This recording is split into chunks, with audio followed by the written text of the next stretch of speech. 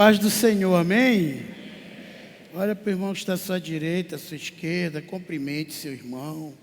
Diga, meu irmão, seja bem-vindo em nome de Jesus. Jesus te ama e eu também. Glória a Deus.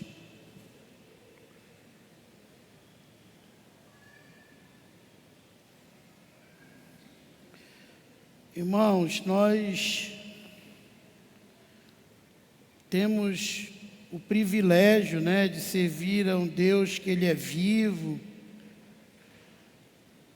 e que Ele cuida de nós, mas também Ele está dentro da sua justiça. A palavra de Deus diz que Deus, Ele é amor, mas Ele é justiça, E Ele não pode fugir desta justiça, que é a sua lei.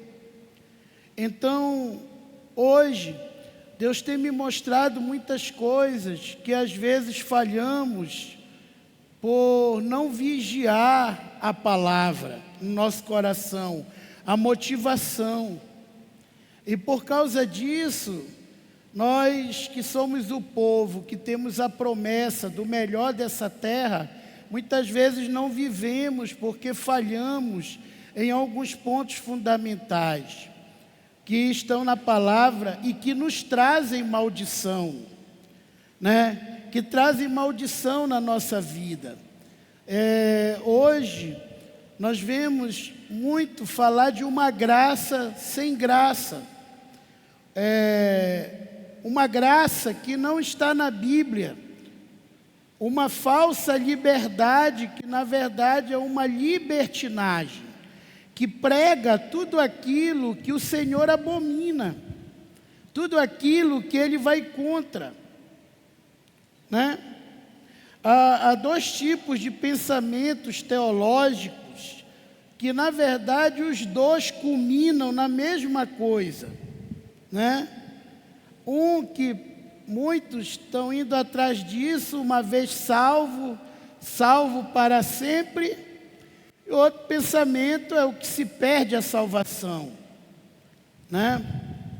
A gente vê vários exemplos na Bíblia de pessoas, mas o fato é que no final, os dois pensamentos se convertem num só. Por quê? Porque quando não há mudança de vida, o que o primeiro pensamento, uma vez salvo, salvo para sempre, diz? Esse nunca foi salvo. Ele não muda de vida, ele vive no pecado, não é por causa da graça, é porque ele nunca foi salvo. Então, na verdade, o primeiro pensamento que uma vez salvo, salvo para sempre, ele pensa assim, bom, se a pessoa que é salvo, ela anda em novidade de vida. E a pessoa diz que ela está salva, mas continua fazendo todo tipo de pecado. E tudo que ele conhece na palavra e desagrada a Deus, na verdade, essa pessoa nunca foi salva. Então, tudo dá no mesmo, Tudo dá no mesmo. E quem anota aí, se tiver um título dessa mensagem, a verdadeira graça e o novo nascimento.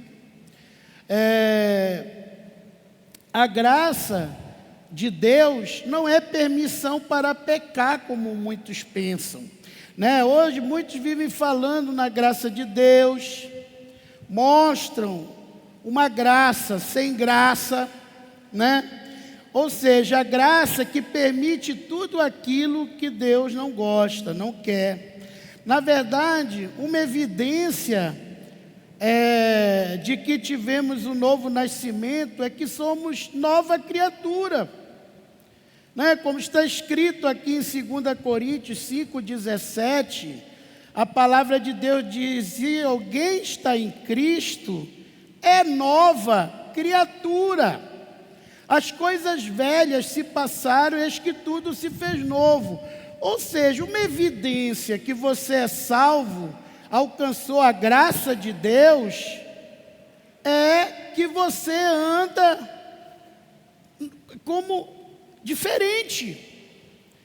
Queridos, a gente vê isso, né? Jacó naquele encontro no Val do Jaboque, Deus tocou na articulação da coxa e ele saiu andando diferente, né? Os magos que não eram reis, eram astrônomos, né? Quando eles foram visitar Jesus no seu nascimento, naquela estrebaria, Herodes falou para eles: olha, quando vocês encontrarem o menino, voltem aqui e me avisem onde ele está, que eu quero ir adorá-lo. Na verdade, Herodes queria ir matar Jesus, saber onde ele estava para matar Jesus. Quando os magos tiveram um encontro com Jesus, a palavra de Deus diz que Deus falou com eles, eles tiveram aquele impacto. Deus mudou a vida deles, mas à noite, quando eles estavam dormindo, Deus veio em sonho e falou com eles e disse: olha, não voltem pelo mesmo caminho que vocês vieram, voltem por esse, disse para eles, por onde eles teriam que retornar para a pátria deles. Queridos, hoje é diferente conosco? Não é.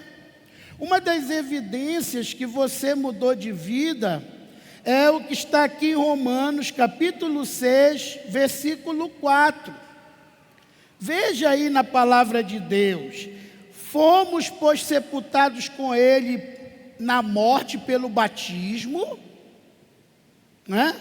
Para que, como Cristo foi ressuscitado dentre os mortos pela glória do Pai, assim também andemos nós em novidade de vida. Então, quando nós encontramos a Cristo, somos nova criatura, nós não andamos mais como andava antigamente. Então, uma pessoa que diz que encontrou com Jesus e continua violenta, tem alguma coisa errada. Uma pessoa que diz que encontrou com Jesus e continua imoral, tem alguma coisa errada, porque Deus é santo, santo e santo, e Ele diz que para a gente servir Ele, a gente tem que ser pelo menos santo uma vez. Uma pessoa que diz que encontrou com Jesus e continua agredindo o seu cônjuge, só vivendo em briga, tem alguma coisa errada aí. Alguma coisa está errada. Se você diz que aceitou Jesus, mas continua sendo um homem ciumento, que não deixa nem a tua mulher ir para o evangelismo, uma mulher ciumenta, alguma coisa está errada. Alguma coisa está errada. Por quê? Aqui está bem claro: fomos, pois, sepultados com Ele pelo batismo, ou seja, morremos para o mundo, para a velha natureza carnal, é o que está escrito aqui. Quando você se batiza nas águas, você simboliza a travessia do Mar Vermelho. O que aconteceu no Mar Vermelho? Quando o povo atravessou o Mar Vermelho, o faraó não pôde mais tocar no povo, muito pelo contrário. O exército do faraó, que representa o diabo, a faraó ali representa o diabo, o Egito representa o mundo, na Bíblia. Então, a saída do povo de Deus do Egito foi a saída dos que se diziam crentes, mas porque viviam em pecado e largaram a Deus, viraram escravos do mundo, escravos do Egito, escravos do pecado. Então, para Deus fazer uma obra e levar o povo para a terra prometida, Deus disse: vocês têm que sair do mundo, do Egito. O rei de vocês não tem que ser faraó, não tem que ser o diabo, porque vocês estão debaixo do jugo do diabo e vocês estão vivendo no mundo. Então, para mim levar vocês para a terra prometida, vocês precisam me adorar. Sair do Egito, ir para o deserto e me adorar. E Deus fez todo aquele processo das 10 pragas e livrou o povo. Livrou o povo do faraó. Querido, para você estar aqui sentado hoje e se dizer um filho de Deus, uma filha de Deus, houve um processo igual ao das 10 pragas. Houve uma batalha, e está havendo ainda até hoje, uma batalha intensa pela sua vida, pela sua família. Espíritos malignos que acompanham a sua família desde o início da geração dos teus matriarcas, continuam lutando para que você não saia do Egito.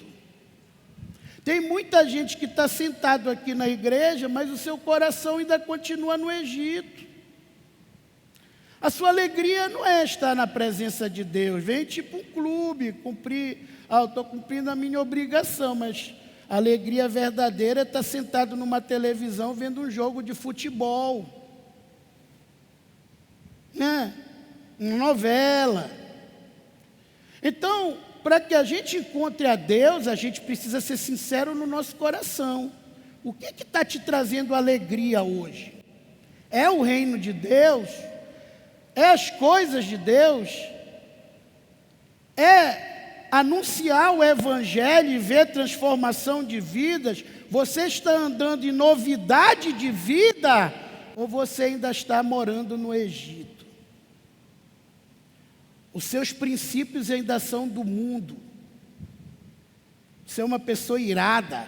É aquela pessoa que está no carro xingando todo mundo, reclamando. Agora imagine, a palavra de Deus diz que quem mora dentro de vocês é Jesus através do Espírito Santo. Imagina isso. Imagina Jesus estar xingando os outros. E alguns chamando até palavrão.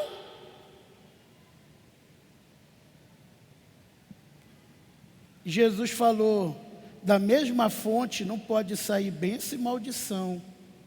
Não pode sair água doce e água amarga. Pode.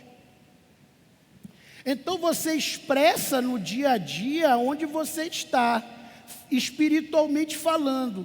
Ou você está nos lugares celestiais com Cristo, ou seja, você está andando realmente em novidade de vida. Ou você continua nas antigas obras, agindo como agem as pessoas no mundo, ou como você sempre agiu no mundo. Você só parou de beber e fumar. Dá aquela olhadinha para a malequita que está passando. Entendeu?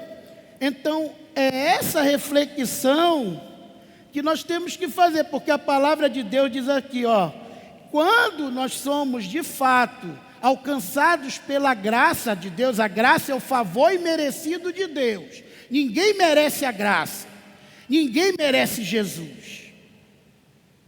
Ele que nos amou primeiro, ainda quando éramos pecadores. Mas quando somos alcançados, nós somos sepultados com Ele pelo batismo. O velho homem tem que ficar morto aqui. E o novo homem tem que reviver andando em novidade de vida. Né? Eu me passo, né?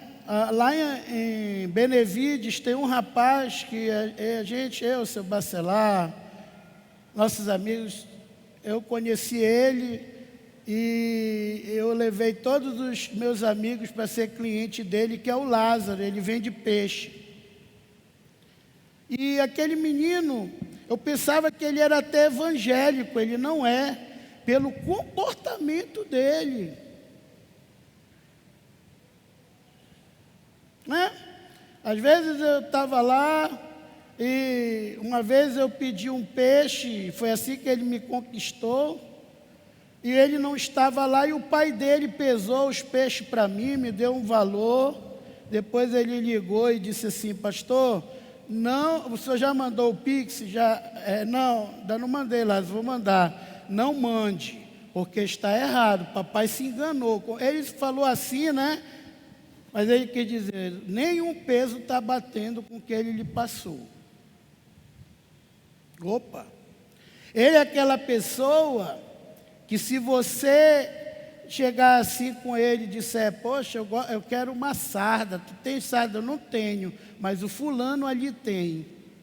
Ele vai lá, pega a sarda do fulano pelo mesmo preço e ainda vai levar de moto lá em casa.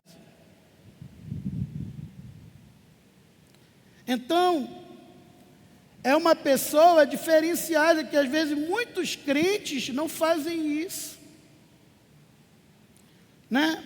Eu sempre falo, uma vez eu conversando com o Júlio me dizendo a dificuldade que ele estava enfrentando. Eu disse: Júlio, todo mundo que capina um terreno, ele cobra o mesmo preço. Vocês cobram o mesmo preço. O que vai diferenciar de um para o outro? É a qualidade do atendimento. Isso diferencia. Como assim, pastor? Ninguém ensina o terreno. Você vai ser aquele que vai ensinar? Você pode cobrar R$20 a mais, mas se você deixar ensinado, o cliente vai preferir você do que uma pessoa que só pega a máquina, passa e deixa o terreno todo sujo, de capim arriado. Então, irmãos, hoje em dia o que vai diferenciar a gente é o nosso tipo de atendimento. Quantos aqui já pararam nesse posto Atem? Alguns, né? Porque o Denis só gosta de abastecer lá. Por quê, Denis? Cafezinho e água, chá às vezes. Você para lá, além da gasolina estar 10 centavos mais barato do que está 6,29, você tem um atendimento VIP. Você aceita água? O senhor quer que eu limpe o seu vidro? É a diferença. Por que, pastor, você está falando isso? Porque o crente tem que andar em novidade de vida, tem que oferecer o melhor. Ele tem que trabalhar para o Senhor, não para homens. É muito vergonhoso, tem crentes que não duram em trabalho e sempre sai brigado com o seu patrão. Por que não dá testemunho? Será que é isso que Deus quer? Não. Irmãos, eu trabalhei por um coronel chamado Dr. Baetas. Ele é o fundador do hospital da PM. Pensa num homem rígido. Ele era também grão-mestre da maçonaria, de uma loja da maçonaria. E o sonho dele era que um dia eu entrasse na maçonaria. Eu nunca aceitei, porque eu tenho meus princípios formados em Deus. Mas ele dizia para o filho dele: se você quiser entrar um dia na maçonaria, eu vou ser o primeiro a jogar uma bola preta, porque quando você quer entrar na maçonaria, você é indicado por alguém, e a liderança daquela loja, que é chamada de loja, vão votar se você pode ficar lá ou não, vão estudar você, se você é uma pessoa endividada, mau caráter, se você costuma não pagar, toda a sua vida é pesquisada. E depois há uma votação. Se no vidro tiver a maioria de bola preta, você é rejeitado. E se tiver a maioria de bola branca, você entra. E ele dizia para o filho dele: o Elde eu coloco, mas você, eu era o primeiro a colocar uma bola preta. E o sonho dele. E A própria esposa dele uma vez me chamou e disse: Helder, como é que tu aguenta esse homem que nem eu, nem os filhos, nem um dos meninos quer trabalhar com ele? Porque ele dizia assim: olha, tu pode chegar 10, 15, 20 minutos antes das 7, mas se tu chegar 7 e 1 segundo, tu está fora. Era assim que ele me falava, todo dia. Olha, já sabe, amanhã você pode chegar o horário que você quiser antes das 7, até para tomar café comigo, às 6 horas. Mas se você chegar 7 e 1 segundo, você está fora. Todo dia, todo dia. E aquele senhor era louco por mim. E o dia que eu disse para ele, porque estava me atrapalhando, o horário da igreja, já estava liderando a rede jovem na época, a igreja lotada, quase 200 jovens, 100 e poucos adolescentes, e chegou um momento que eu tive que escolher entre trabalhar por aí ou me focar na obra de Deus e decidir ser um pastor mesmo. E eu cheguei com ele e disse: olha, eu estou lhe avisando que no próximo mês eu não vou mais poder estar aqui. Eu vou ficar esse mês com o senhor até o senhor arrumar outra pessoa. Não, ele me ofereceu o dobro. Hoje ele já é morto, né? Já é falecido. E aconteceu uma coisa que a esposa dele disse, que nem uma filha que ele perdeu, ele derramou uma lágrima. Mas nesse dia que eu disse que eu ia sair, ele chorou. Eu fiquei feliz porque eu dei testemunho.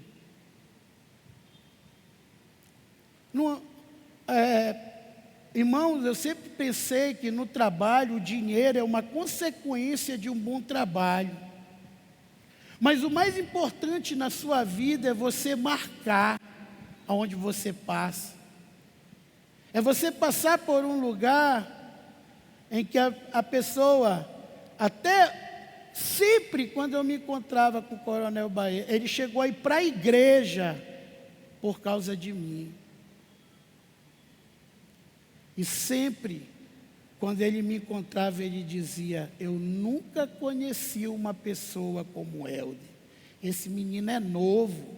Eu tinha na época 17, 18 anos. Esse menino é novo. Mas ele tem um caráter, uma responsabilidade. Eu vi, ele tinha uma D20 que só vivia no prego e ninguém ajudava. Eu disse para ele: o senhor quer que eu leve esse carro no mecânico? Eu tenho um amigo que ele dá jeito. E ajeitava o carro, e fazia coisas que não tinham nada a ver com o escritório que eu trabalhava. Então, por quê? O que a palavra de Deus diz para nós? Que nós não trabalhamos para homens, nós trabalhamos para Deus. Muitos patrões não se convertem porque a gente é mais um funcionário na empresa dele. Eu estou falando aqui em fazer a diferença, em andar em novidade de vida, em não ser mais um, mas ser o. Jesus não disse: eu sou um caminho, como muito, todo caminho leva. Não, isso é mentira. Nem todo caminho leva a Deus. Senão Jesus dizia assim: eu sou um caminho que leva a Deus. Mas ele não disse assim, ele disse: eu sou o caminho, a verdade e a vida. Ou seja, ele disse: eu sou o único caminho que leva a Deus. E o que foi que Jesus fez aqui na terra? Ele mostrou como o homem cheio do Espírito Santo deve viver. Ele deu testemunho, ele foi impecável. Ande em novidade de vida. Eu estou vendo ali no meio da igreja o meu amigo, o doutor Paulo. Ele sabe do que eu estou falando. Muita gente acha ele enjoado. A gente participou de um movimento, porque ele é uma pessoa correta, rígida, ele cobra horário, ele cobra pauta, e eu gostei dele por isso. E até hoje a gente não está mais participando de lá, mas a gente continua amigo, ele está aqui vindo para a igreja com a gente. Irmãos, porque às vezes a gente só procura a pessoa que não acrescenta nada. O papai falava uma coisa para mim que eu nunca me esqueci: meu filho, sempre procure nos lugares as melhores pessoas. Tem gente que quer fazer amizade com quem chega atrasado todo dia. Tem gente que quer fazer amizade com quem vive falando mal do patrão. Tem gente que quer fazer, não, essas pessoas vão te levar à destruição, à ruína. O filho de Deus tem que andar em novidade de vida, ele tem que ser diferente. Ele tem que saber que quem guerreia as guerras dele é o Senhor. Quando você me mostre um versículo da Bíblia que mostra Davi falando mal de Saul. Você já pensou? Saul enlouqueceu, queria matar Davi, que só fez o bem para ele, andava com 3.000 homens para querer matar Davi, que nunca fez mal para ele. Me mostre um versículo que mostra Davi falando mal de Saul. Você não vai encontrar. Muito pelo contrário. Quando ele encontrava com Saul, ele podia falar, ele dizia: meu pai, por que tu estás tentando me matar? A minha espada nunca vai se levantar contra ti e contra ninguém da tua família, tu és ungido do Senhor. E numa dessas investidas, naquela que Davi cortou a pontinha do manto de Saul e mostrou para ele, a Bíblia diz que Saul chorou e disse: agora eu sei, meu filho Davi, que tu serás rei no meu lugar. Queridos, o que é a graça de Deus? É o favor imerecido. O que isso quer dizer? Quando Adão pecou, a Bíblia diz aqui em 1 Coríntios 15, 22, veja lá e marque isso na sua Bíblia, porque tem gente que age, pensa assim: eu não pecou, quem precisa disso é o fulano que é drogado, quem precisa. A Bíblia diz aqui o seguinte, porque assim como em Adão todos morrem, assim também todos serão vivificados em Cristo. Quando Adão pecou, ele condenou toda a humanidade à morte pelo pecado. O pecado passou a genética de Adão a todos os homens. E a palavra de Deus diz: até aqueles que não pecaram a semelhança de Adão, ou seja, contra a autoridade de Deus. O pecado que leva à morte não é o pecado de adultério, de prostituição. Esses são pecados de fraqueza. O pecado que leva à morte é quando você fala mal das autoridades. Quando você não honra sua mãe espiritual, seu pai espiritual, seu líder de célula, seu patrão. Você não honra o seu professor na escola. Você comete um pecado que a Bíblia diz que é o pecado sujeito de morte, sem perdão, porque toda autoridade é representativa de Deus. Então, é por isso que o que Davi fez? Saiu, foi se esconder. Davi levou alguém consigo, ele comandava o exército de Saul. Você acha que aqueles homens não eram leais a Davi? Eles eram. Tanto que quando Eles souberam que Deus abandonou Saul e ungiu Davi através do profeta Samuel. Eles todos vieram até Davi. O Davi era o líder deles, era o comandante deles. Davi era um homem que não ficava só mandando, não. Ele pegava na espada e ia para frente de batalha. Ele matou o maior inimigo de Israel, que era o Golias. Só que aqueles homens honravam Davi, davam a vida por ele. Algum acompanhou Davi? Nenhum. Porque Davi sabia o valor de uma autoridade. Saul era ungido do Senhor. Eu vou sair daqui porque ele quer me matar, mas eu não quero que ninguém me acompanhe. Ele é ungido do Senhor. Se vocês forem atrás de mim, vocês estão todos debaixo de maldição. E quem Deus mandou para Davi? Quem ninguém queria, os endividados, os sem teto, sem terra. A Bíblia diz que foram as pessoas, 400 homens que ninguém queria. 400 famílias. E qualquer um de nós diria assim para ele: vocês não estão vendo a minha situação morando nessa caverna? E Davi não fez isso. Davi se fez pai deles, chefe deles, a Bíblia diz. E transformou ele em homens que todos queriam. Então, a graça é algo que você não merece, que você não pode alcançar. Quando Adão pecou, ele condenou todos nós à morte pelo pecado. Não existe isso da mulher ser melhor que o homem ser melhor que a mulher. Não existe. Todos pecaram. E aqui, no livro de Romanos, capítulo 5, versículo 12 diz: portanto, assim como por um só homem entrou o pecado no mundo, por um só homem entrou o pecado no mundo. Falando do primeiro Adão.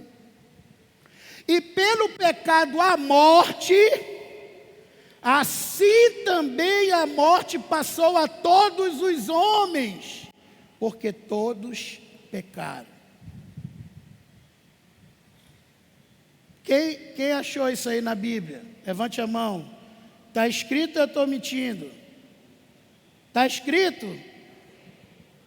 Está escrito. Quem crê aqui que a Bíblia é a palavra de Deus? Então olhe para 3 pessoas e diga: todos nós pecamos. Todos. Então, aqui a gente pode extrair 2 coisas. Se vivemos a mesma vida do primeiro Adão, o que foi o erro de Adão? Foi o pecado? Foi ele não ter se arrependido. Ele ter dito: foi essa mulher que tu me deu. Querido, eu tenho plena certeza que quando Deus confrontou Adão, mesmo depois dele ter comido o fruto, se ele se ajoelhasse e disse: Senhor, fui eu que pequei. Essa mulher foi enganada pela serpente, mas eu sabia a verdade, me perdoa. Eu falhei com o Senhor é bom. Deus tinha perdoado Adão. Mas o que acontece é o que acontece conosco. Nós conhecemos a palavra muitas vezes. Nós sabemos a palavra de Deus e que Deus espera de nós, que a gente ande de santidade, que a mulher seja submissa ao seu marido e ganhe o seu marido sem palavra alguma, que o homem pare com esse negócio de dizer: quem manda na minha casa sou eu, não é o pastor, não é Deus, sou eu. E são palavras que trazem maldição para a nossa vida. Trazem maldição. Então, se vivemos a vida do primeiro Adão, estamos na igreja, até dizimando, mas não largamos o pecado, continuamos vivendo a vida do primeiro Adão. Estamos mortos. A pior morte não é a morte física, meus queridos, é a morte espiritual. A morte que Deus falou, o dia que tu comeres, tu morrerás, não foi a morte física, foi a morte espiritual. Adão perdeu a sua salvação. Porque ele não se arrependeu, ele levou adiante. Nunca você vê na Bíblia Adão chegando com Deus e dizer: Senhor, me perdoa. Hoje eu sei a besteira que eu fiz, a burrada. Nunca mais Adão falou com Deus. Nunca mais Eva falou com Deus. E o resultado disso, que a geração dele se tornou tão perversa pelo pecado, que Deus teve que destruir a terra com dilúvio e salvou Noé e sua família, porque a Bíblia diz que Noé era amigo de Deus. Então, se vivemos a mesma vida do primeiro Adão, somos condenados à morte. Estamos debaixo da mesma maldição. Mas Deus amou o mundo de tal maneira que deu seu Filho unigênito, para que todo aquele que nele crê não pereça, mas tenha vida eterna. Jesus é a chave de virada. Jesus é a chave de virada. É o que está aqui em João 3,16. Porque Deus amou o mundo de tal maneira que deu seu Filho unigênito, para que todo aquele que nele crê não morra, não pereça, mas tenha vida eterna. Essa vida está no seu Filho. Aquele que tem o Filho tem a... Jesus hoje é a árvore da vida. Hoje a árvore da vida é uma pessoa. Ele também é a palavra de Deus encarnada, o Verbo que se fez carne e habitou entre nós. Então, podemos afirmar que Jesus é a graça de Deus. É por Ele, dele, para Ele que são todas as coisas. Quando a nossa vida está fora de Cristo, fora do padrão de Cristo, fora do que Ele prega, fora do que Ele espera de nós, fora do que nós conhecemos na palavra de Deus, isso quer dizer que nós estamos vivendo a vida do primeiro Adão. E todas as vezes que vivemos a vida do primeiro Adão, nosso lar vai morrer, nosso corpo vai adoecer, nossa família vai ser destruída, porque a palavra é a verdade. Está escrito aqui: quem for atrás do primeiro Adão morre. Em Adão todos morrem. Vou ler o versículo de novo. Romanos 5, 1 Coríntios 15, 22. Porque assim como em Adão todos, o quê? Todos, o quê? Morrem. Em Adão, por quê? Sacode aí 3 pessoas e diz: em Adão, por quê, irmão? Está falando, quem levar o mesmo tipo de vida de Adão, vai morrer. Vai morrer. A Bíblia diz que a pessoa que quiser ser amiga do mundo, constitui-se inimigo de Deus. Então, o que é ser cristão? O que essa palavra cristão quer dizer? Imitador de Cristo. É ser imitador de Cristo. Todas as vezes que nós deixamos de imitar a Cristo, todas as vezes que Jesus não é a nossa principal base, nós estamos em pecado. nós estamos indo atrás do primeiro Adão. Nós vamos falhar, né? Então, em Adão, todos morrem.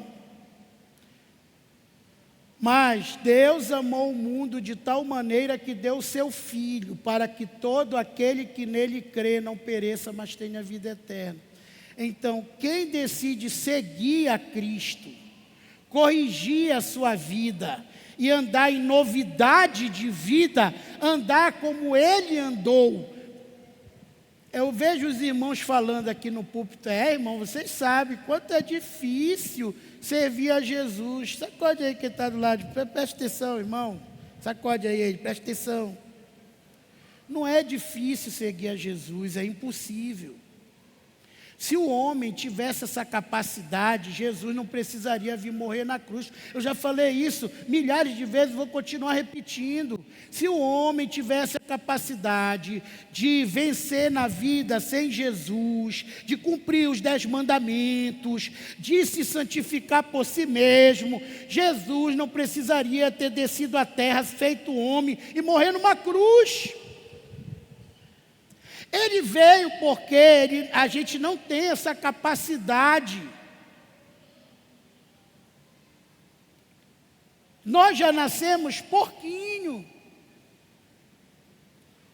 Desde o nascimento.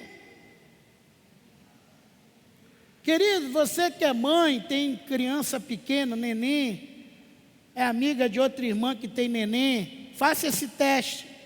Pegue um edredom, estique lá na sala da sua casa. Compre 2 bolinhas, igualzinho. 2 bolas iguais. Bote o neném numa ponta do edredom. Um neném numa ponta do edredom e outro noutra. E dei uma bola para um e outra bola idêntica para outro. Você sabe o que vai acontecer? Um vai engatinhar de encontro ao outro para querer tomar a bola do outro. Porque o homem já nasce egoísta. Ele quer tudo para ele já nasce egoísta. Então, o que é que a Bíblia quer dizer quando ela fala em vida? Em salvação. Isso está aqui em João 5,12. E o que é que nos traz vida? É o que está aqui, ó. Aquele que tem o Filho tem a vida. Quem é que é salvo? Quem tem Jesus em primeiro lugar na sua vida. E segue a doutrina de Cristo. Por quê? Porque quando você aceita Jesus, o Espírito Santo entra e vem morar em você, e Ele é santo. E aí o poder que você não tem como homem de agradar a Deus e de largar o pecado, o Espírito Santo agora que está dentro de você vai te dar. É fácil saber se o Espírito Santo está em você. Se ele está em você, você ora. Se ele não está, você não ora. Não ora. Não consegue orar. Se o Espírito Santo está em você, você é filho de Deus, grato a Deus, você é agradecido a Deus. Se ele não está, você é filho da sanguessuga, dadá. Você só sabe pedir para Deus. A tua oração é só dá. Que em Provérbios diz, a sanguessuga tem 2 filhas a saber, dá. As 2 nunca se satisfazem. Você nunca está satisfeito com as bênçãos de Deus. Você nunca pode esperar a hora de Deus, o tempo de Deus. Você não recebe conselho, porque você é bastardo espiritual. Deus te levantou pai. Você não consegue ter relacionamento com teu pai da carne. Você está afastado do teu pai da carne, genético.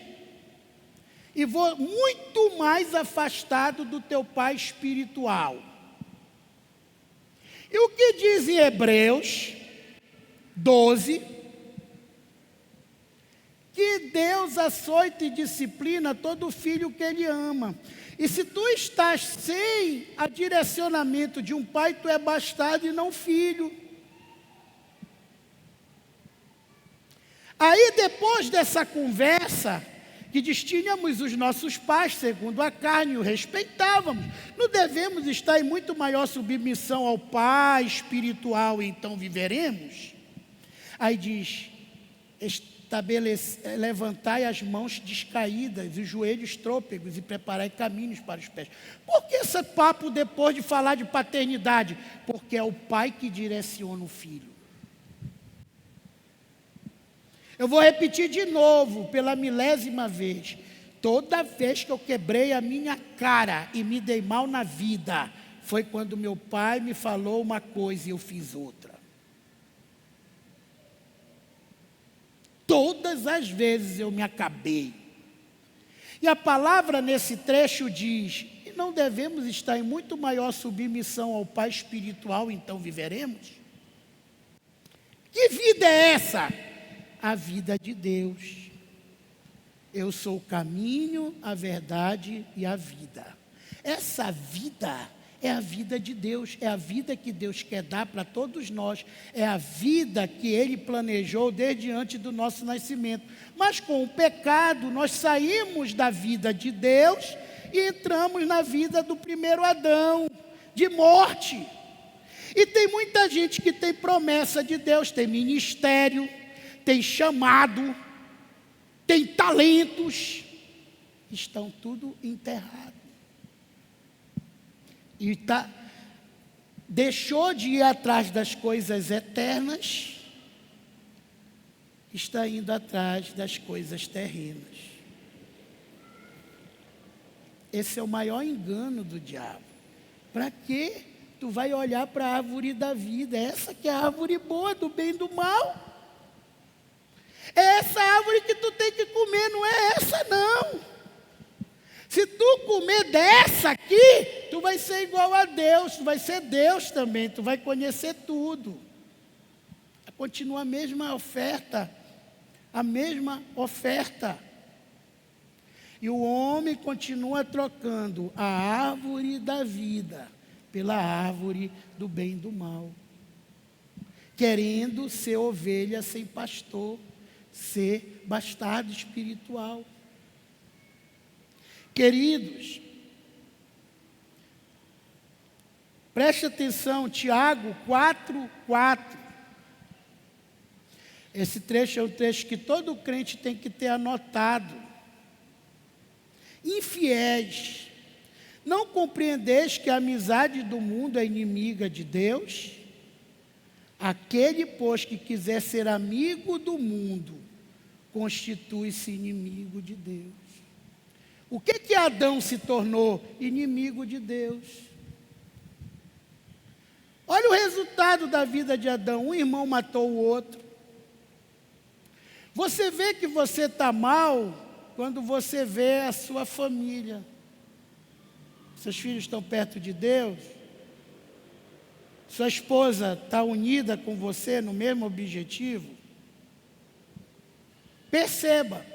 Como você está com seu pai ou com a sua mãe espiritual, o seu cônjuge está com você.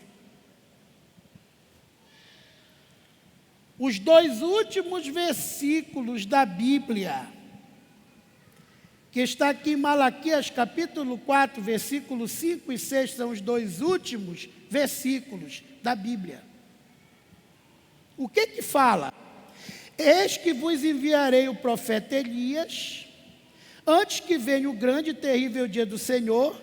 Ele converterá o coração dos pais aos filhos e o coração dos filhos aos seus pais, para que eu não venha e fira a terra com maldição. Quem está longe do seu pai, da sua mãe espiritual, está amaldiçoado. Sou eu que estou falando, é a palavra de Deus. Quem está longe do seu pai sanguíneo, da sua mãe, dos conselhos dele, está amaldiçoado. A Bíblia diz: honra teu pai e tua mãe, para que te vá bem e tenha um longo tempo de vida sobre a terra. Você está longe, hoje você nem troca duas palavras com seu pai, não aceita conselho nenhum, você está amaldiçoado. E Jesus não está em você. A sua terra está em maldição. Está em maldição.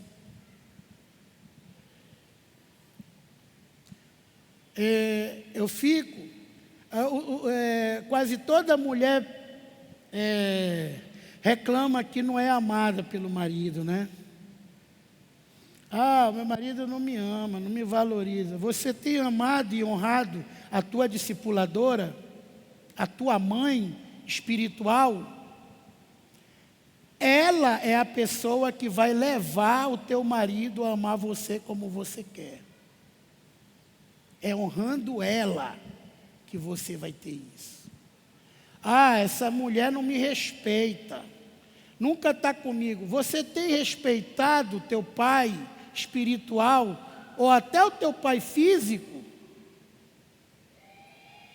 Como é que você quer ser honrado se você é um cara que não honra teus pais? Eu posso ouvir um fala, Senhor? Irmãos? Posso ouvir?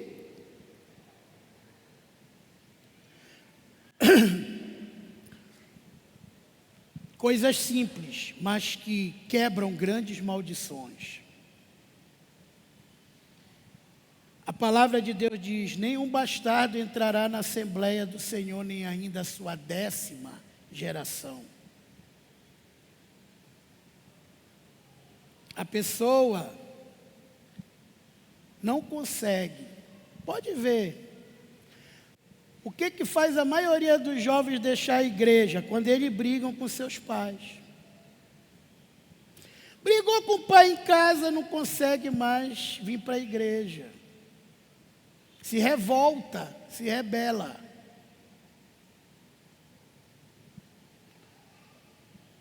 É diferente com o pai espiritual, com a mãe? Não é. Não consegue mais conexão. Do jeito que você trata o seu pai, pai, a paternidade é a chave para a honra e para o amor. Depois que a Bíblia fala sobre o véu, a honra, ela fala sobre o amor. Pode ver, o que acontece aqui? Deus, qual é a regra? Deus é o cabeça de Cristo. Cristo é o cabeça de todo homem e o homem é o cabeça da mulher. Por isso que eu falo para os jovens: antes de você se casar com esse rapaz, se case com o chamado dele. Porque depois não adianta chorar, porque o ministério da mulher depende da bênção do marido. Se ela não tiver a bênção do marido, é simples, irmã. Eu vejo casais brigando. Por quê? Geralmente a mulher quer uma coisa que o marido não quer. Seu marido não quer que você faça uma coisa, não faça mais. Porque é mais importante você viver em paz com ele do que você destruir teu lar. Porque quando você está fazendo algo que ele não quer, que o teu marido não quer, o teu filho também não vai mais te obedecer e vai para o mundo. Porque esse lar está amaldiçoado. Primeira linha de autoridade nossa, nosso pai. Primeiro representante de Deus é o nosso pai. Em casa.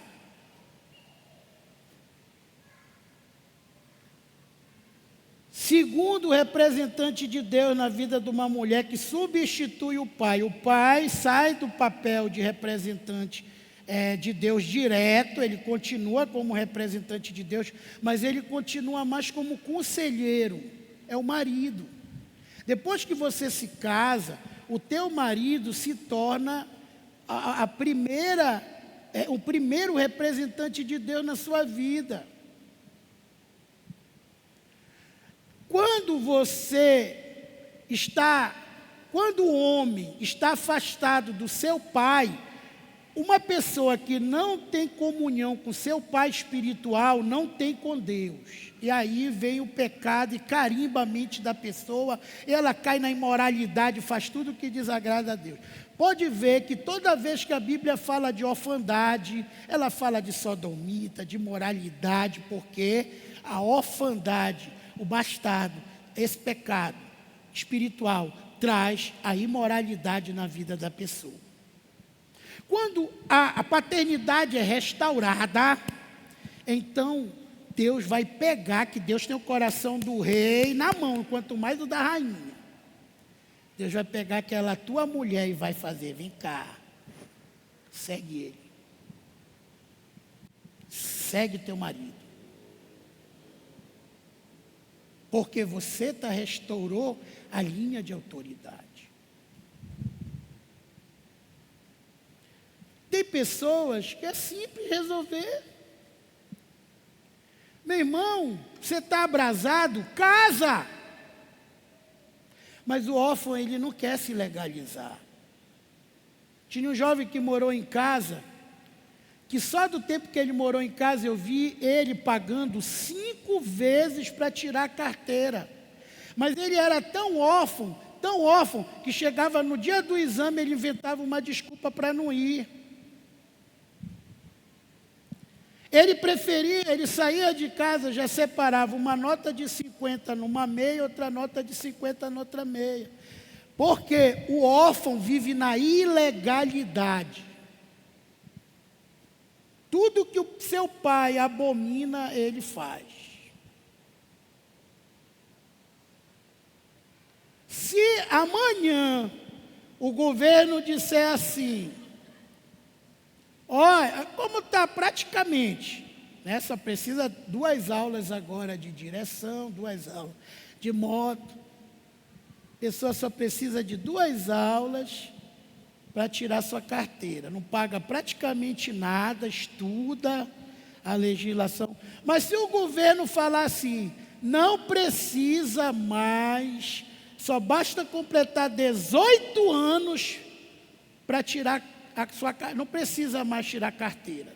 Todo mundo acima de 18 anos pode dirigir. Aí ele vai lá tirar a carteira, porque agora é ilegal, não é mais preciso. Aí ele vai lá tirar a carteira dele. É assim que o bastardo funciona, espiritual. Ele é uma pessoa que vive desafiando a Deus, as coisas de Deus. Então a Bíblia diz assim, olha, se o coração do pai não tiver unido com o filho, o coração do filho não tiver unido com o pai, entende, irmã? Se você não estiver junto com o seu marido, a terra vai ser ferida de maldição. Aí o salário do teu marido vai ser só para consertar eletrodoméstico estragado em casa, pagar remédio. É só bomba. Só bomba. Haja você achar que está doente, está deprimida, está com síndrome, crente, síndrome de pânico, achando que está doente, mas na verdade não é orfandade, porque você está apartada da sua linha de autoridade que te leva a Deus. É simples. É simples. O que mais aconteceu aqui na volta do encontro? Me digam. Tanto com homens como com mulheres. Pedido de perdão ao líder, à autoridade, ao pai espiritual. Foi o que mais aconteceu aqui. No caso dos maridos, pedindo também perdão para as mulheres, alguns até em casamento, mulher pedindo perdão para o marido, que vai ser uma mulher diferente, e todos que subiram aqui praticamente pediram perdão para o seu líder, para o seu pai ou para a sua mãe espiritual. Por quê? É o agir do Espírito Santo. A primeira coisa que mostra que o Espírito Santo está em nós é que a gente honra os representantes de Deus na nossa vida.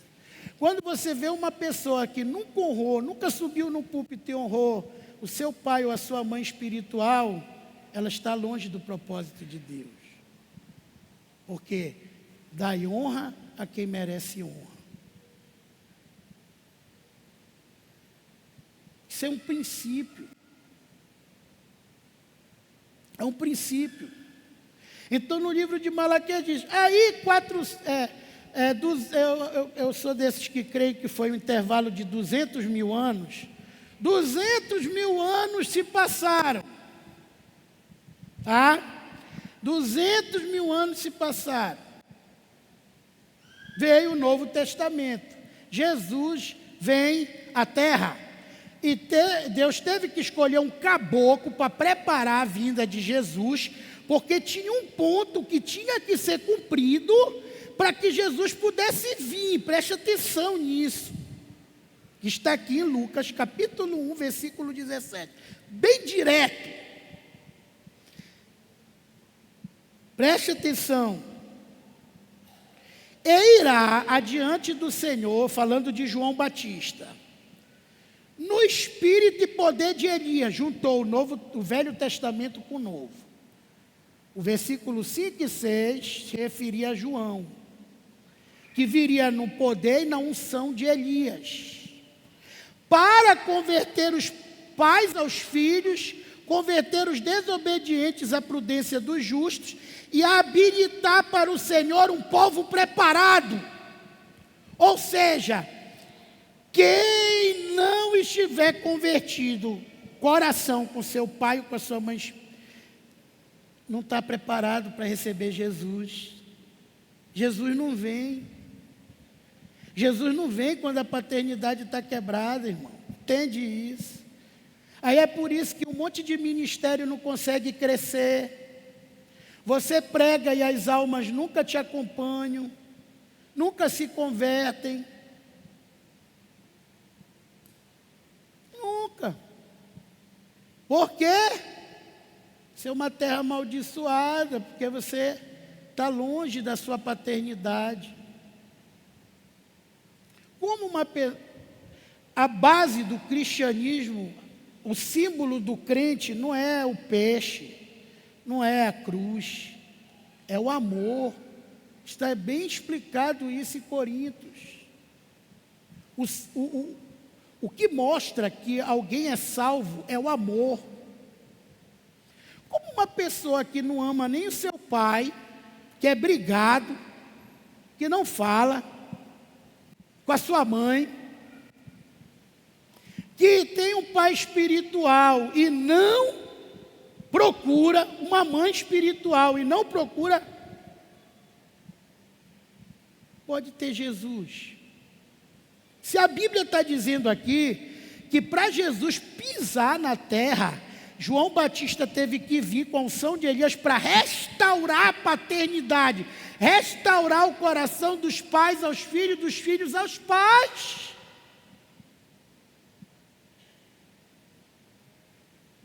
Para que Jesus possa vir. Eu me lembro do testemunho do Eduardo ali, que falou que ele não entendia, que tinha um monte de nego na célula dele e hoje ele não tinha nada, perdeu tudo. Mas ele mesmo respondeu depois, porque ele disse: papai me chamava para falar as coisas, eu ficava agoniado, nunca, pensava que eu sabia tudo e nunca ouvia meu pai. Aonde não há paternidade, Jesus não está lá. É Jesus que salva. É Jesus que convence através do Espírito Santo a pessoa do pecado. É Jesus que vai trazer para você a unção de multiplicação. Mas isso depende de você estar próximo à paternidade. Hoje o líder chama para o discipulado: não vou, não vai, não fala nada. Não está nem aí. Aí depois pergunta: oh meu Deus, por que a minha vida está desse jeito? Por que meu patrão me humilhou? Por que eu estou assim? Porque você não está honrando o representante de Deus na tua vida. Porque muitos lares que conhecem a Deus estão na miséria. Está faltando tudo. Porque não há honra, a mulher não se submete ao marido, o marido não se submete a Deus. Faz o que quer da vida. E Jesus não está ali. Jesus está na unidade. Então, querido, se você está com seu discipulado quebrado, é a primeira coisa que você tem que restaurar, para que haja unidade na tua casa, na tua família, para que haja unidade no teu trabalho. A nossa igreja é uma igreja de pais e filhos. Faz cosca. Hoje muitos procuram pseudo-discipulado quando a coisa está pegando. Só quando tem um problema. E o engraçado é que a maioria dos problemas, para mim, que a gente tem experiência, ora, já tem anos de ministério, é desse tamaninho aqui, ó. Mas não busca paternidade quando chega uma bola de neve desse tamanho. Por quê? Na multidão de conselheiros está a sabedoria. O povo dividido contra si mesmo não prosperará. Você quer ver uma família fracassada? É uma família que a mulher não está do lado do marido. Se você não concordava, por que você se casou com essa pessoa? Não se case. Você casou, ande junto, que a coisa vai crescer. Sucesso vem. Tem homem que não é humilde também. Tem homem que não tem um pingo de empreendedorismo.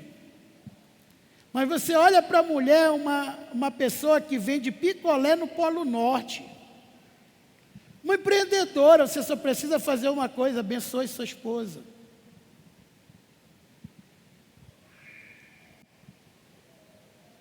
Não fique ciumado. O dinheiro não é de um, é da casa, é de todos. É para abençoar todos. Ajude a entregar os produtos. Mas é uma ciumeira. É um espírito maligno que impede a pessoa de prosperar, de crescer. A pessoa que deveria ser o primeiro a apoiar e levantar, é o primeiro a puxar para baixo. Por quê? Não tem paternidade. Não está procurando uma pessoa espiritual para dar conselho. Ô, minha filha, pensa teu marido, para de falar mal dele. Tu tem que ser a primeira intercessora do teu marido. Ô, meu filho, tua mulher é uma grande vendedora, deixa ela crescer. Não te mete que tu está atrapalhando. Tá. Eu tive um amigo que abriu uma empresa de antepasto. E, na verdade, era o sócio dele que era o cozinheiro dos antepastos. O cara era um cozinheiro fantástico.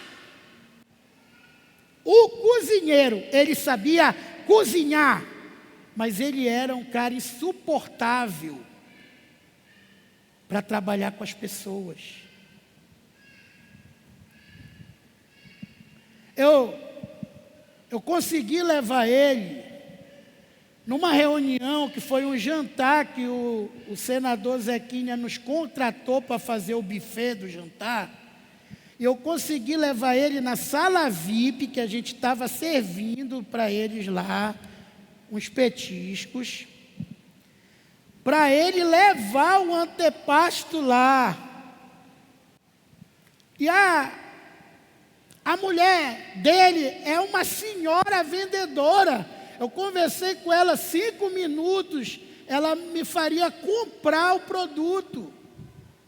Só que na hora que ela ia levar comigo lá, ele se meteu, pegou a bandeja da mão dela e foi querer levar, e foi querer explicar como era feito, porque ele é cozinheiro, ele não é vendedor.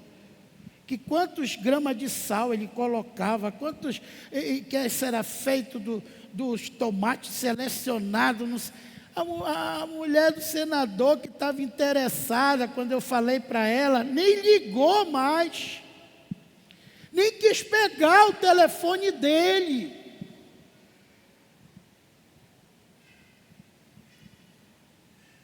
Agora, eu tenho certeza, se ele tivesse deixado a mulher dele entrar e fazer a venda, ela ia fechar, e lá estava, né, um dos donos daquele biscoito, aquele que dobra que a gente dobrava, da Ricosa, um dos donos da Ricosa.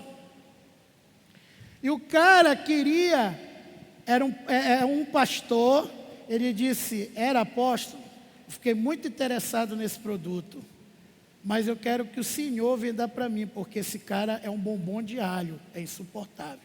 Eu quero botar o produto dele no nosso portfólio da Ricosa. Já pensou o que é isso? O cara ia mandar ele embasar o produto com o selo da Ricosa. Ele ia vender milhares e milhares e milhares, e hoje estava rico, andando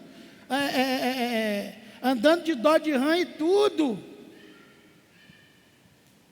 Mas não deixou. Por quê? Era uma pessoa que não aceitava conselho. A gente vinha falar com ele, ele passava 2 semanas sem falar com a gente. Não aceitava. Ele tinha um sócio super bem sucedido. Uma pessoa que é um dos meus conselheiros para negócio. É o sócio dele. Era o sócio dele. Hoje é um dos meus conselheiros. Que eu vou lá e me sento com ele quando eu quero uma opinião de negócio. O cara é bem sucedido na vida. O cara que só a renda da empresa familiar dele vem para ele 30 mil por mês sem ele fazer nada mais. Que gerou uma renda passiva de 30 mil por mês, fora os outros negócios que ele tem. 30 mil por mês sem ele sair de casa, fazer nada. E a pessoa nunca teve nada e não aceitava o conselho. Querido, o que é isso? Orfandade.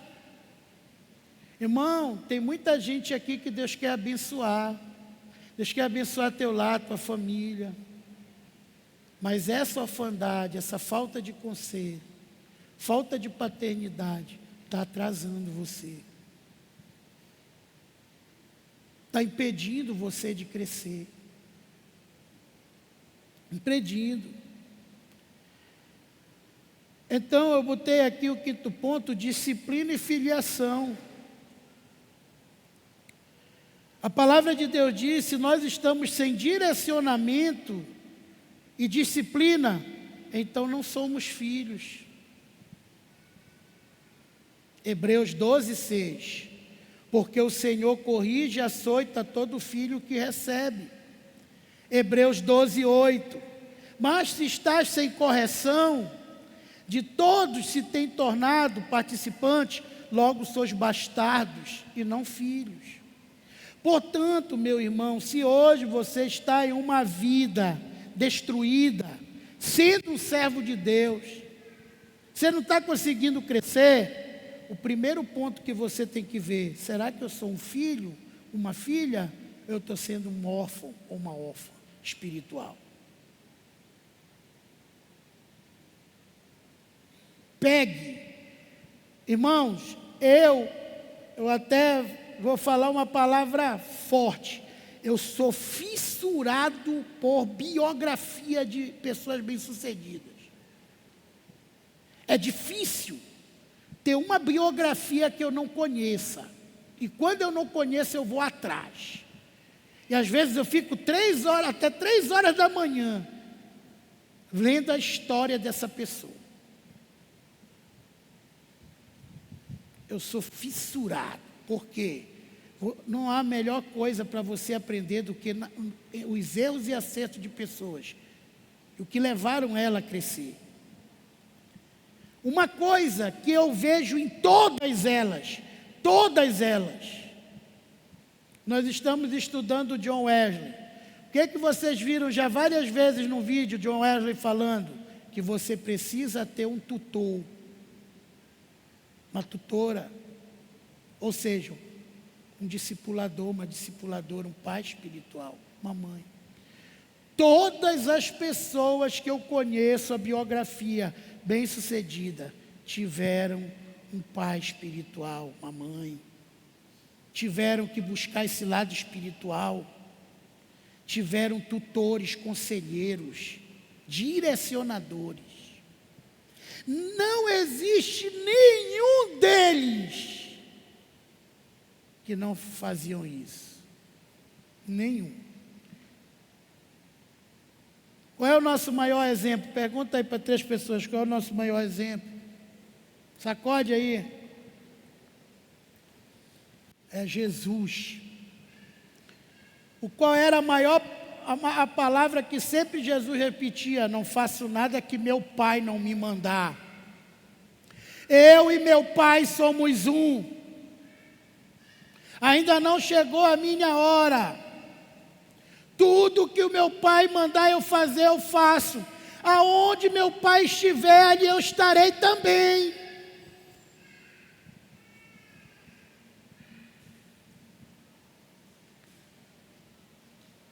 Isso fez de Jesus o homem bem-sucedido que ele foi.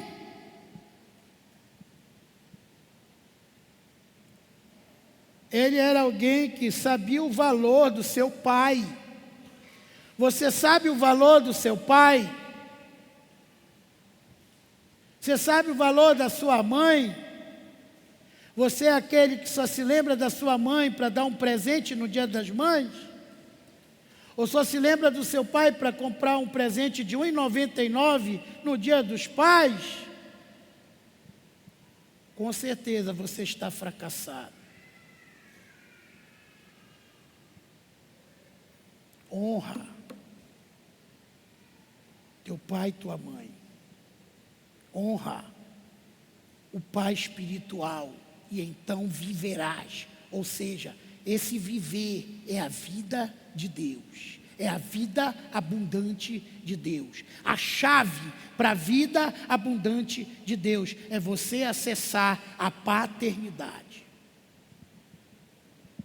Você já viu um filho rebelde ser bem-sucedido?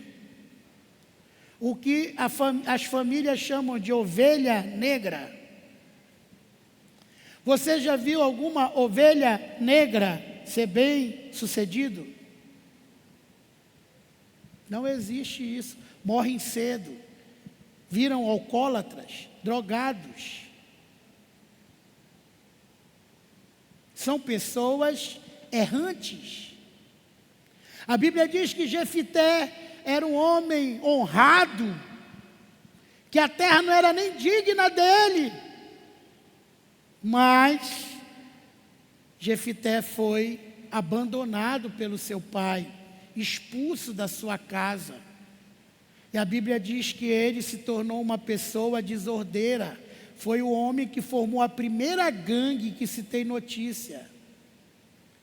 Foi para a terra de Tobi homens imorais, homens indignos, se juntaram com ele.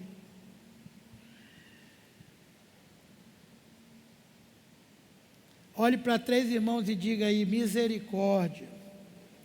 Eu espero que Deus abra os teus olhos hoje. Anote aí 1 Coríntios 11:3, você que está anotando, que é o texto que eu falei. Quero, entretanto, que saibais ser Cristo o cabeça de todo homem, o homem o cabeça da mulher e Deus o cabeça de Cristo. No livro de Efésios 6, 2 e 3, fala a palavra que todo filho deve ter anotado na sua Bíblia: honra teu pai e tua mãe, que é o primeiro mandamento com promessa, para que te vá bem e sejas de longa vida sobre a terra.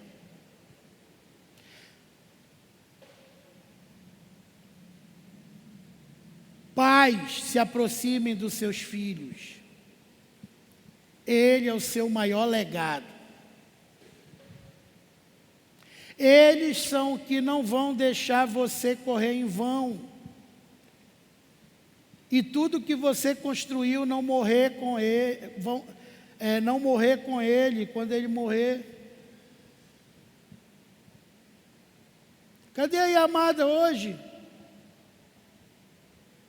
Me digam.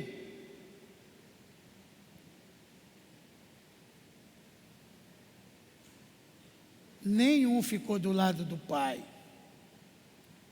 Só iam para Salinas, Charlar, Nova York, Dallas. Uns viciados em cassino, em jogo.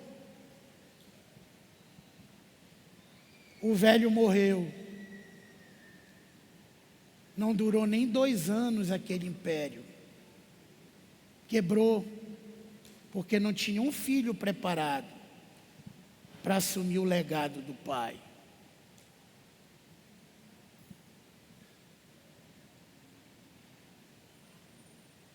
Você está preparado para assumir o que o teu pai está construindo?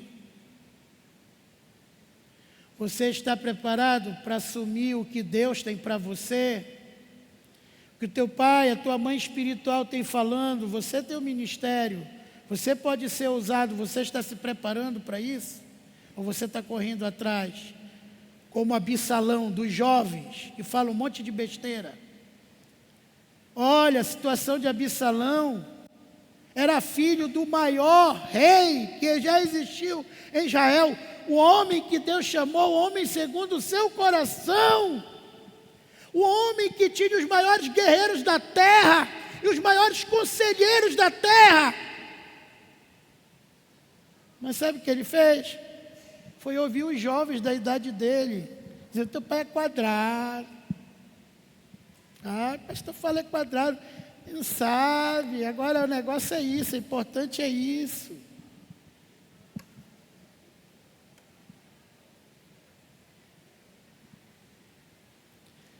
O que aconteceu com Absalão? Ele foi rei, morreu e perdeu a cabeça. Qual foi o maior conselho de Davi para Salomão antes de morrer?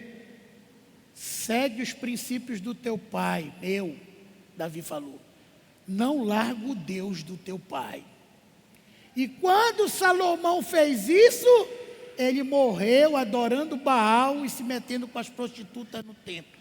O homem mais sábio da terra, mais rico que já existiu na terra, foi derrotado pelo pecado, porque ele saiu do preceito do seu pai. Ele largou o Deus do seu pai.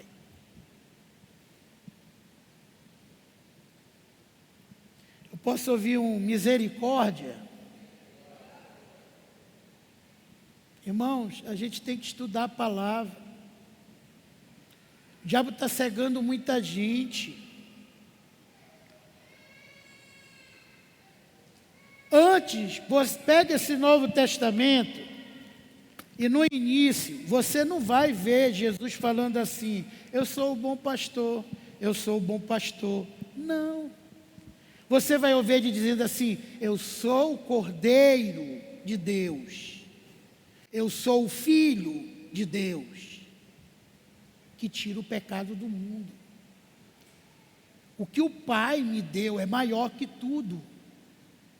Aonde está o Pai, está o Filho. É isso que você vai ver no início dos Evangelhos.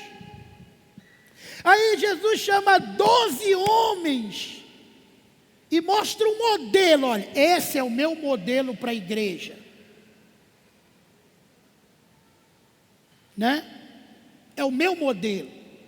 Você pegue 12 pessoas e faça 12 discípulos na sua vida. Faça 12 discípulos.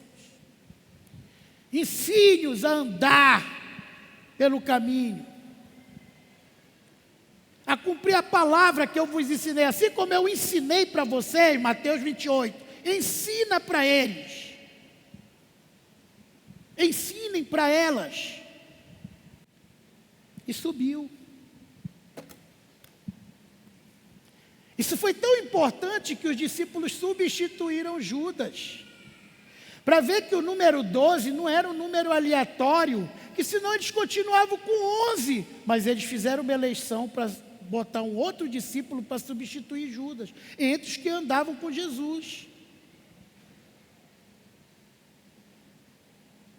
Ninguém quis discipular os gentios. Jesus veio e levantou Paulo. Ah, vocês não querem? Tu tem vergonha, Pedro, dos gentios? Então eu vou levantar um caboclo que é perseguidor e tudo, mas ele vai se converter a mim. Deus teve um encontro com ele, usou, ficou cego, foi 4 anos para o deserto ser ensinado, e voltou um mega discípulo que abriu 8 igrejas, e foi o homem que mais ganhou almas, Paulo. Ele não evangelizou judeu, não, ele evangelizou os gentios. Tem gente que diz que Jesus faz parte do judaísmo, ou Jesus não teve igreja.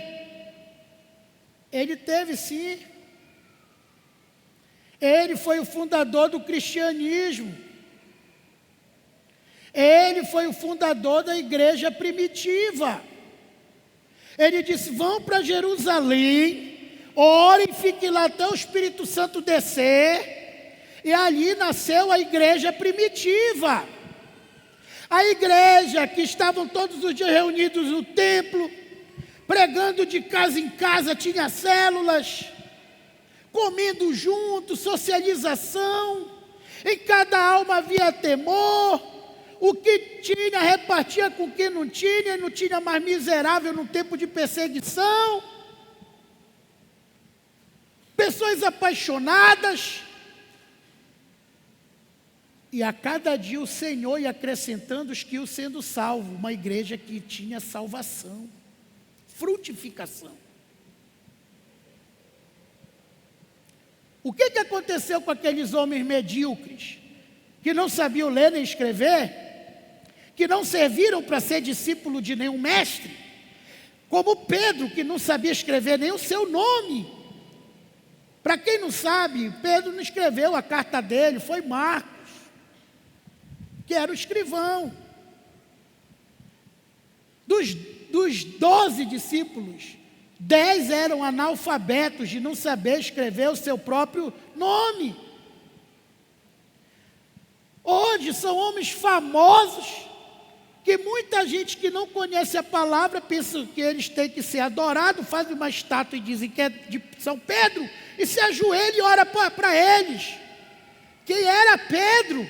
Um pescador analfabeto, que se sentiu um homem sujo, mas aceitou a paternidade de Jesus. Ele disse: Senhor, afasta-te de mim, porque eu sou um pecador. Jesus disse: segue-me, e eu te farei pescador de homens.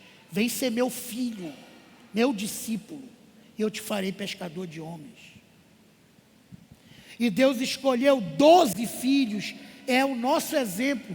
Nós temos que buscar discipular 12 almas, fazerem líderes, e só conseguiremos quando estivermos debaixo de guarda-chuva espiritual e direcionamento. Mateus 10, 24, diz assim: não está o discípulo acima do seu mestre, nem o servo acima do seu senhor.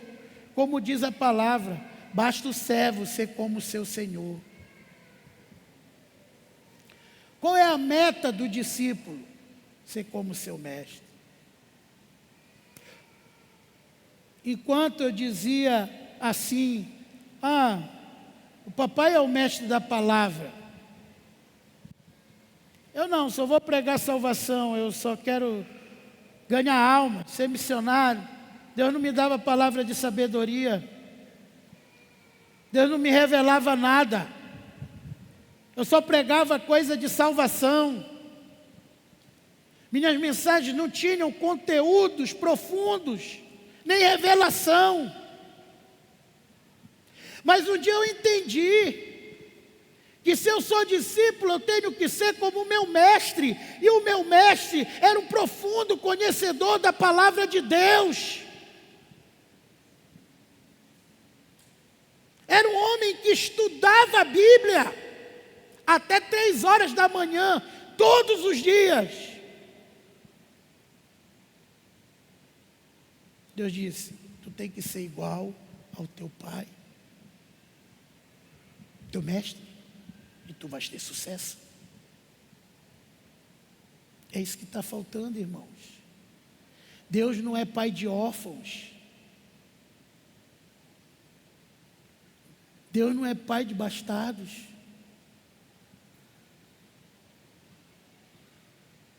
Deus quer ter filhos. Filhos. Que conheçam os seus direitos. Que estejam debaixo da orientação que Ele colocou para você. Deus não age mais diretamente na terra, Ele escolhe homens e mulheres para direcionar você. E Ele escolheu uma pessoa que muitas vezes você está ignorando, porque você ainda está em orfandade.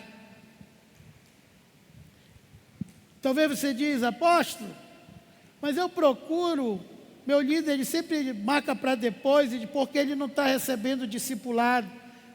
E você com filho, com todo respeito, diga, papai, mamãe, vá atrás de discipulado, porque você precisa aprender para passar. Antes de Jesus ser o bom pastor, Ele foi o Cordeiro de Deus. Se você não for um bom filho, você não será um bom pai. Vou repetir de novo isso. Se você não for um bom filho, uma boa filha, você não será um bom pai, você não será uma boa mãe. Para que você possa ser uma boa mãe espiritual e até carnal, falando da genética humana, e um bom pai, você precisa ser um bom filho. Um bom filho.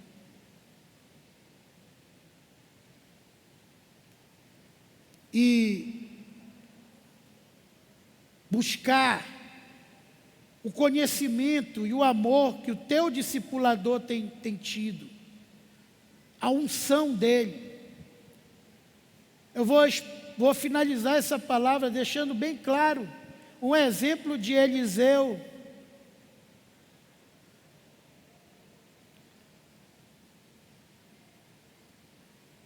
Cadê a porção dobrada do Geazi? Não teve, nem foi ele que seguiu depois de Eliseu. Porque ele não honrava seu mestre.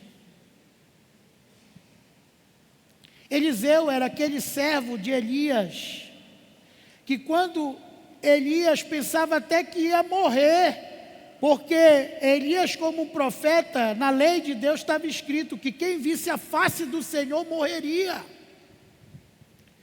E Deus disse para ele que ele ia se mostrar a Elias face a face. E Elias não queria levar Eliseu com ele, porque Elias pensava assim, Eliseu também vai ver a face de Deus e vai morrer. Eu preciso que ele continue o meu ministério.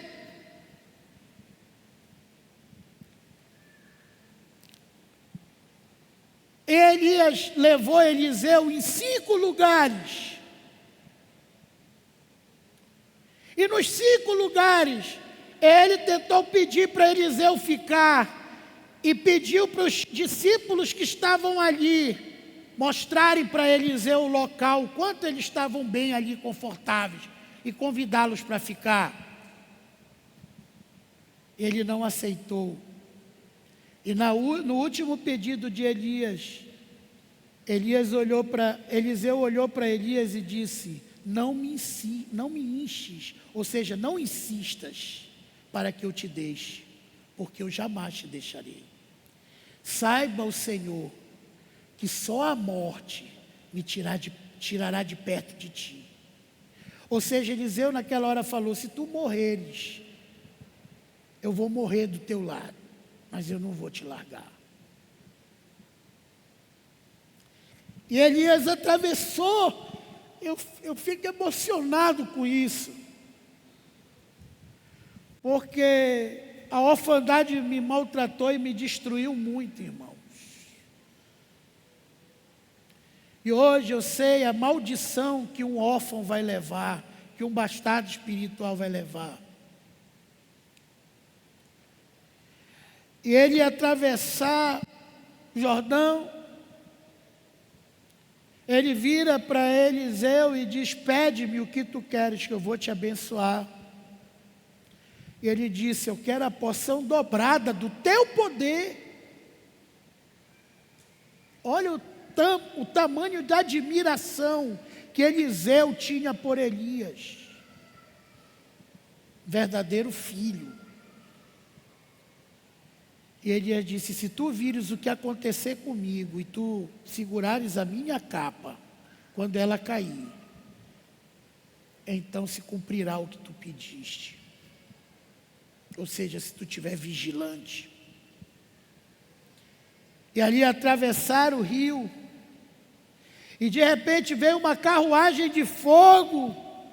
E a Bíblia diz que Eliseu gritou: meu pai, carros de Israel e seus cavaleiros. E ele viu aquela carruagem envolvendo e levando Elias, que foi um dos que não morreram, foram transladados ao céu vivo. Elias foi um daqueles que não passaram pela morte. E ele subiu aos céus, e Eliseu segurou a capa dele. E a Bíblia diz que Eliseu tocou com a capa no mar, como ele fez, e o mar se abriu, o primeiro milagre. Elias fez cerca de 7 milagres na vida dele. Entre esses milagres, ressuscitar mortos, fazer objetos flutuarem. Eliseu fez 16 milagres, 2 a mais do que Elias aí. Fez o dobro e 2 a mais do que o dobro.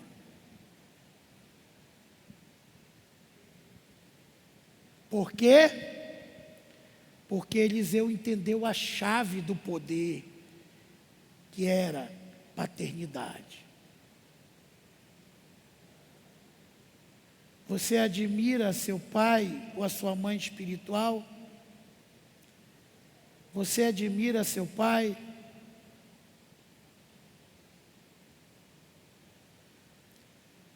Hoje você quer ser tudo menos o que ele é. Mas pare e pense hoje, o que seria da sua vida sem o seu pai? Com todos os erros dele. Eu estou falando do pai genético. Muitos têm a profissão do seu pai. Outros tiveram a infelicidade de não conhecer o seu pai, mas Deus te deu um pai. E Deus tem levantado paz na tua vida, pessoas de Deus que querem assumir você espiritualmente. E o que você tem feito? Você está próximo dessas pessoas? Você está coberto com guarda-chuva? Você está buscando seu pai como filho?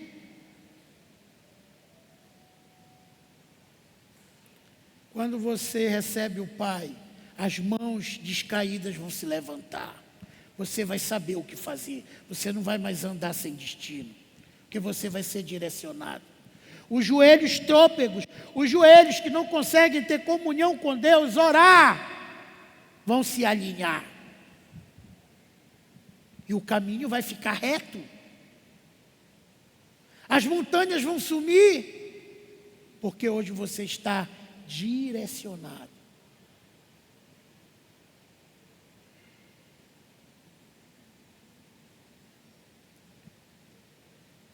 E naquela hora de desespero, lá na cruz, Jesus pediu 3 vezes ao Pai, chorou lágrimas de sangue e disse: se possível, afasta de mim esse cálice. Para quem pensa que foi fácil, não foi.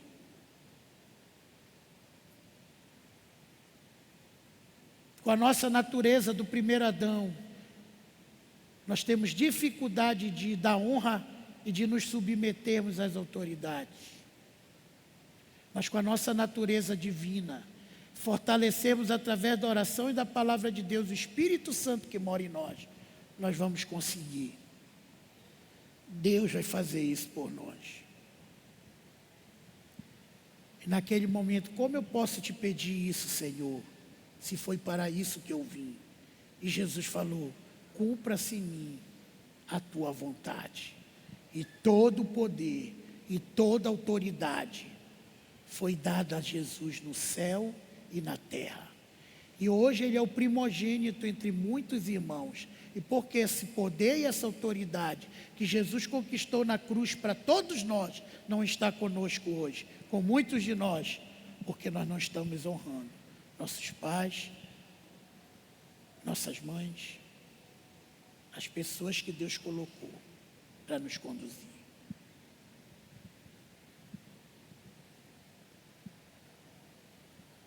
Que Deus colocou para nos conduzir. Que o Espírito Santo de Deus possa falar com você esta noite. Deus fala assim, tem gente que é tão desconfiado, diz assim: eu tenho dificuldade de dizimar, porque o que o pastor vai fazer? Eu acho que o pastor, olha o meu dízimo, acho que o pastor nem sabe como eu investir isso. Irmão, isso não é do seu interesse. A Bíblia diz que aqui na terra são homens que recolhem, mas quem recebe é Deus. Quem recebe é o Pai. Você está fazendo algo para o Pai, do Pai. Quando você sustenta a obra, quando você se submete para o crescimento de vidas, quando você aceita ser direcionado por Deus, você está fazendo algo para o Pai. Pode ser lágrimas de sangue para o Pai. E Ele vai te dar poder e autoridade no céu e na terra. Amém, querido? Que Deus abençoe a todos. Eu oro para que a igreja entenda isso. Eu oro para você que está em crise familiar entender isso. O diabo quer que você se afaste. Deus quer que você se chegue. Se una. Tornai os dois uma só carne. Porque o cordão de 3 dobras, mas não é 2, porque 3 não se quebra com facilidade. Porque quando você se une ao seu esposo, você se une ao seu pai, você se une à sua mãe, o Espírito Santo vem e sela esse encontro e te dá poder e você não se quebra. Você não se quebra. Amém? Vamos ficar de pé neste momento, em nome de Jesus.